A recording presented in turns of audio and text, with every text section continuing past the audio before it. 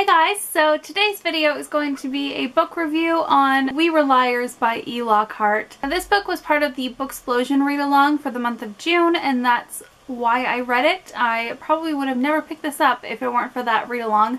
So I am going to get into my thoughts on this book. Now, I'm going to format this review a little differently than the other ones that I filmed. I assume that if you've already seen reviews on this book, then you know that you really shouldn't go into it knowing anything about it.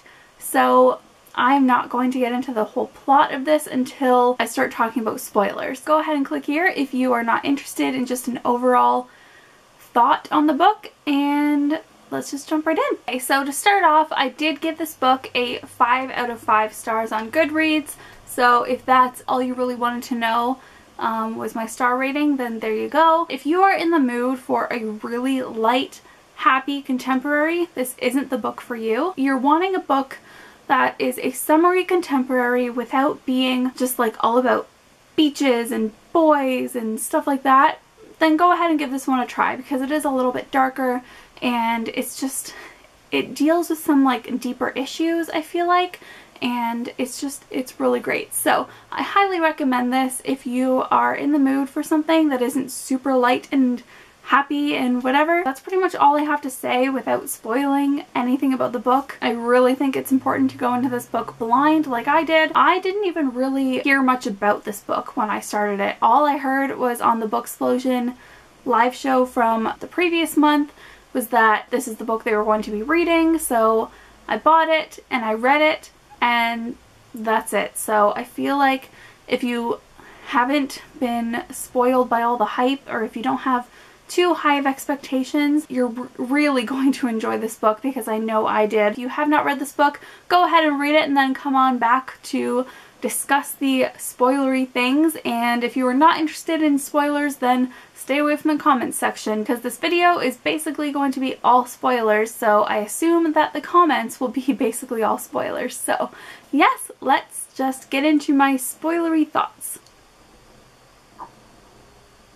How do I start? Okay, so this book, after I read it, I was like, I don't know how I feel about this. I really wasn't sure what star rating I was going to give it. Like, it took me a few days to actually get on Goodreads and say, okay, like, this is definitely a 5-star book for me, because there's just so much that happens in a short amount of time. So I really had to take a few days to kind of sort out my thoughts and my feelings on the book.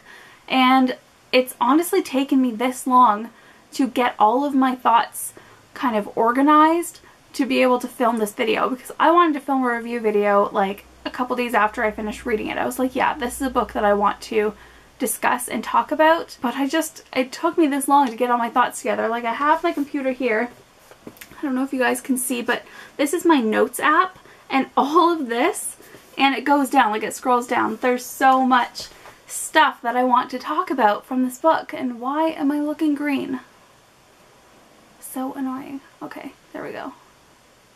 Back to my regular paleness. Okay, there's so much information packed into this book, and I really like the way that Christine from Poland Bananas Books put it. She said that when you read 30 pages, you feel like you've read 100, and I totally agree with that. It took me a few days to complete it. It is a short book, and I know that I could have finished it in one sitting if I wanted to, but it was just like so emotionally heavy that I felt like I needed to step away from it after just reading like a few chapters here and there. So it did take me about probably 4 days to complete it. I think, yeah, it was about 4 days of just kind of picking it up and then putting it back down after a few chapters. So I know the one thing that really stood out to me about this book is the writing. Oh my goodness, this writing is incredible. It's almost dreamlike, and I feel like it's because it's from Cadence's perspective, because she is always taking medication that she probably feels a little bit dreamlike and not 100% fully there all the time.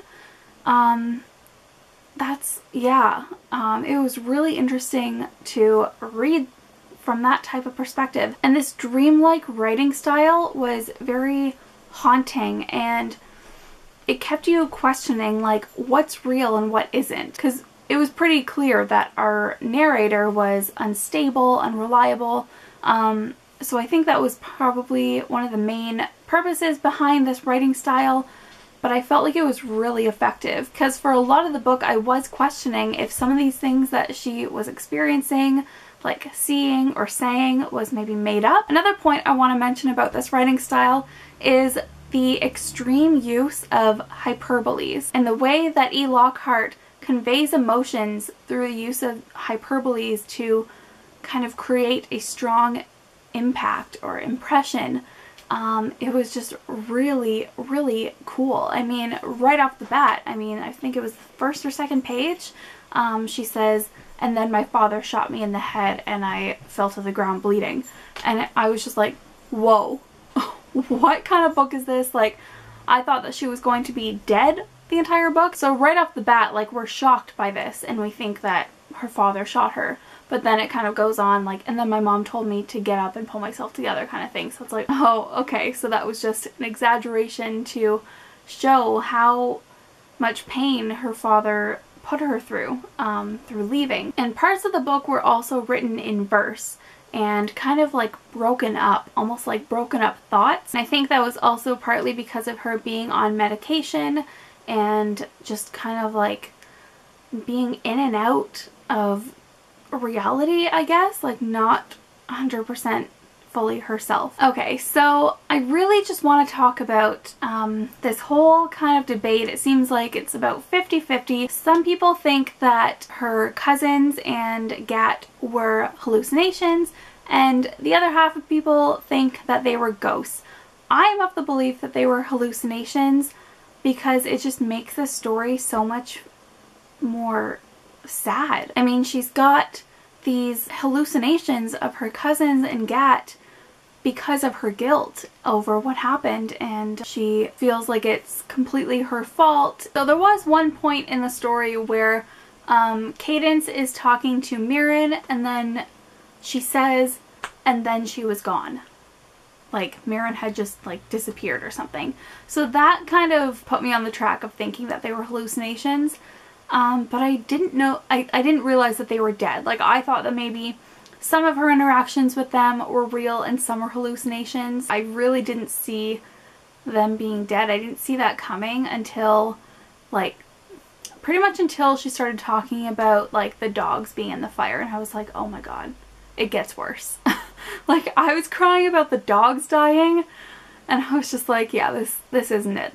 There's more. And can we just talk about their stupid fire plan for a second? Oh my goodness, you do not need to light every floor on fire. As long as you douse everything in gas and just light one floor, it will all burn. Oh my god. I was like, oh, I was so mad about that because, like, it's kind of unrealistic. Like, I don't know anyone who'd be that dumb. But then at the same time, like, that's how a lot of crimes are committed and how people are caught, because they make stupid mistakes in, like, the heat of the moment. Get it? Heat of the moment? Fire? Yep. So the fact that they were committing this huge crime and clearly did not think it through, and they had been drinking that night, like, I guess it's kind of understandable how they would make that mistake, but it was still really stupid. Like, really stupid. Another topic of common interest among people who have read this book is the title, because the title really does not suit the book. Like, the only part of it that suits the book is the "were" part of it, because, like, obviously they're not here anymore, but there's no point where they really explain why they're called the Liars. And why is it only the teenagers who are called the Liars? Because really their whole family lies. I mean, they all lie to the grandfather to keep him happy, and they tell their kids to lie to him and to keep up appearances. So I don't really think it's fair that they're just calling the older cousins the Liars. And we don't really get an explanation about why they're called that. So I know that this book is supposed to be turning into a movie, so hopefully we'll get a little more clarification on that in the movie, since E. Lockhart is writing the screenplay for it. That should be really interesting to see if we get any, like, extra information in the movie. So those are pretty much all of my thoughts on this book. I didn't really have any thoughts on the characters in general.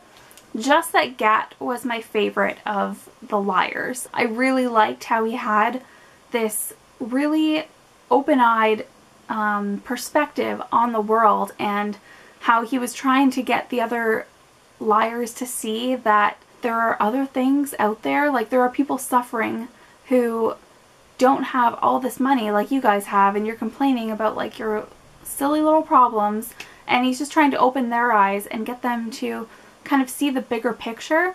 And I really, really liked him for that. Although he did seem a little pretentious at times, I still really liked him. So those are all of my thoughts. I am really wanting to reread this book now and just kind of catch all the clues that I missed in the beginning, because I know I caught a couple of them, like her saying Mirren was gone just all of a sudden, but I'd really like to see all of the little clues that you don't really think of when you're reading it. You think, oh, that's kind of a weird thing to say, but then you move on.